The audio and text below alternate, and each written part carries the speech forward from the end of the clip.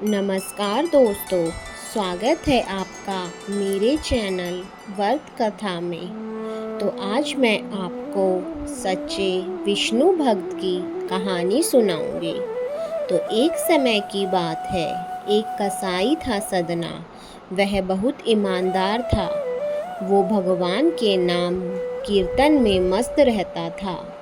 यहाँ तक कि मांस को काटते बेचते हुए भी वह भगवान का नाम गुनगुनाता रहता था। एक दिन वह अपनी ही धुन में कहीं जा रहा था कि उसके पैरों में कोई पत्थर टकराया। वह रुक गया। उसने देखा एक काले रंग के गोल पत्थर से उसका पैर टकरा गया है। उसने वह पत्थर उठा लिया और अपनी जेब में रख लिया, यह सोचकर कि यह मांस तौलने में काम आएगा। वापिस आकर उसने वह पत्थर मांस के वजन को तौलने के काम में लगाया। कुछ ही दिनों में उसने समझ लिया कि यह कोई साधारण पत्थर नहीं है। जितना वजन उसको तौलना होता है, पत्थर उतने वजन का ही हो जाता है। धीरे धीरे यह बात फैलने लगी कि साधना कसाई के पास वजन करने वाला पत्थर है।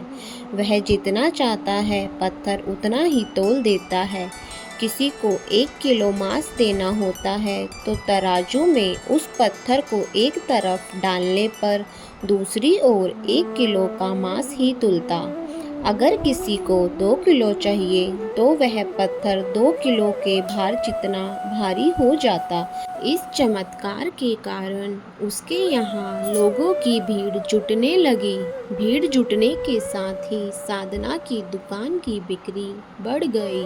बात एक शुद्ध ब्राह्मण तक भी पहुंची। हालांकि वह ऐसी अशुद्ध जगह पर नहीं जाना चाहते थे जहां मांस कटता हो वह बिकता हो, किंतु चमत्कारी पत्थर को देखने की उत्साह में वह साधना की दुकान पर आ गए। दूर से खड़ा वह साधना कसाई को मीट तोलते हुए देखने लगा। उसने देखा कि कैसे वह पत्थर हर प्रकार के वजन को बराबर तोल रहा है। ध्यान से देखने पर उसके शरीर के रोए खड़े हो गए। भीड़ के छटने के बाद ब्राह्मण साधना कसाई के पास गया। ब्राह्मण को अपनी दुकान में आया देखकर साधना कसाई भी प्रसन्न हुआ और आश्चर्यचकित भी। बड़ी नम्रता से साधना ने ब्राह्मण को बैठने के लिए स्थान दिया और पूछा कि वह उनकी क्या सेवा कर सकता है। ब्राह्मण बोला, तुम्हारे इस चमत्कारी पत्थर को देखने के लिए ही मैं तुम्हारी दुकान पर आया हूँ, या यूँ कहें कि ये चमत्कारी पत्थर ही मुझे खींचकर तुम्हारी दुकान पर ले आया है। बातों ही बातों में उन्होंने साधना कसाई को बताया कि जिसे पत्थर समझकर वो मांस तोल रहा है, वास्तव में वो शालिग्राम जी है, जो कि भगवान का स्वरूप होता है। शालिग्राम जी को इस तरह गले कटे मांस के बीच में रखना व उनसे मांस तोलना बहुत बड़ा पाप है। साधना बड़ी ही सरल प्रकृति का भक्त था। ब्राह्मण की बात सुन के उसे लगा कि अनजाने में तो मैं बहुत पाप कर रहा हूँ। अनुनय विनय करके साधना ने वह शालिग्राम उन ब्राह्मण को दे दिया और कहा कि आप तो ब्राह्मण हैं, अतः आप ही इनकी सेवा परिचर्या करके इन्हें प्रसन्न करें। मेरे योग्य कुछ सेवा हो तो मुझे आवश्यक है बताएं। ब्राह्मण उस शालिग्राम शिला को बहुत सम्मान से घर ले आए। घर आकर उन्होंने श्री शालिग्राम को स्नान करवाया, पंचामृत से अभिषेक किया व पूजा अर्चना आरंभ कर दी।